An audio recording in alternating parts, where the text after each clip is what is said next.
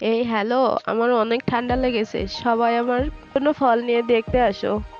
তো যাই হোক, ফল নিয়ে তো দেখতে আসবে না, তো এখন রান্নাটা করছি, দেখো ভালো লাগে কি না। তো যাই হোক, আমার প্রচুর ঠান্ডা লাগার কারণে মুখে কোনো রুচি নাই, তাই আজকে আমি তৈরি করবো একটু ভিন্নভাবে মুরগির ঝাল ঝাল রেসিপি, যেন মুখে স্বাদ ফিরে আসে। তো চলুন রান্নাটা শুরু করা যাক। তো এখানে আমি মুরগিগুলো ভালো করে ধুয়ে পরিষ্কার করে নিয়েছি, দিলাম 3টা গোটা রসুন। এখানে আমি মশলাটা থেতো করে রান্না করব, বাটবো না।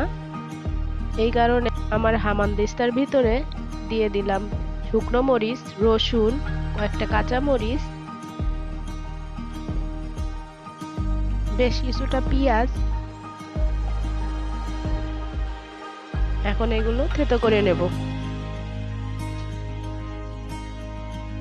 তো এই হামানটা আমি মেলা থেকে কিনেছিলাম এবং কেনার পরে হামানটা না নিয়েই চলে এসেছিলাম, পরের দিন আবার নিয়ে আসতে গিয়েছিলাম। তো যাই হোক, মশলা থেতো করা শেষ। এখন আমি মাংসের ভিতরে মশলাগুলো দিয়ে দিলাম পরিমাণ মতো লবণ, হলুদের গুঁড়া, মরিচের গুঁড়া। যেহেতু অলরেডি এখানে আমি শুকনো মরিচ আস্ত এবং কাঁচা মরিচ আস্ত দিয়েছি থেতো করে, তাই কমই দিলাম। এখন আমি দিয়ে দেবো আমার স্পেশাল ঘরেই তৈরি করা গরম মশলার গুঁড়ো। এই মশলাটা দিলে বাড়তি কোনো মশলার প্রয়োজন হয় না, এই মশলা একাই 100। তো এখন আমি মাংসে এবং আমার একটু তেল দিয়ে নিলাম। আর হাতে তেল দেওয়ার কারণে মাংস মাখানোর পরে হাতটা আর জ্বালা করবে না ঝালের কারণে। আপনারাও এইভাবে দিয়ে নেবেন, তাহলে আর হাত জ্বলবে না। এখন আমি মুরগিটাকে সুন্দর করে মাখিয়ে নিয়েছি, যেহেতু বেডি মুরগি, মেকআপ ভালো করে না করালে আবার রাগ করে কি না, তাই এভাবে মাখিয়ে নিলাম। এখন চুলার উপরে একটা কড়াই দিয়ে দিয়েছি, গরম হয়ে গেলে দিয়ে দেব সরিষার তেল।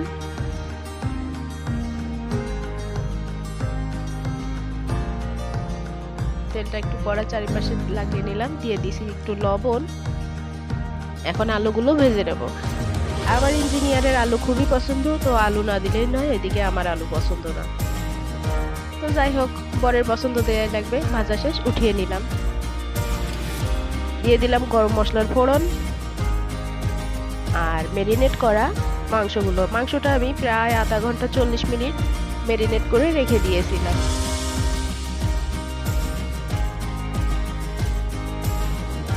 এখন আমি মাংসটা সুন্দর করে নাড়াচাড়া করে নেব তেলটার সাথে।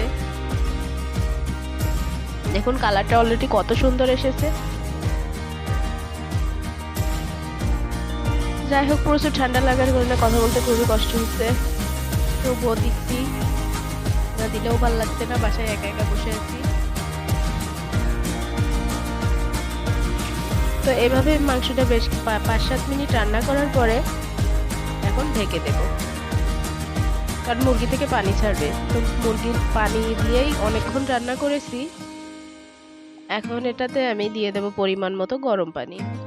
এখানে ঠান্ডা পানি দেব না, ঠান্ডা পানি দিলে স্বাদ নষ্ট হয়ে যাবে, কারণ পুরোটাই ঠান্ডা হয়ে যাবে। এই কারণে আমি ফুটান্ত গরম পানি দিয়েছি। মুরগি সিদ্ধ হওয়ার জন্য আমি এতটুকুই পানি দিয়েছি। এখন চুলো লো আছে, এটা আমি ঢেকে দিয়ে রান্না করব অনেকক্ষণ, যেহেতু এটা শক্ত মুরগি ছিল। তো আমি 20-25 মিনিট পরে ভেসেছি, দেখুন সেই পানিটুকু এতটুকুই শুকিয়েছে। এখন দিয়ে দেব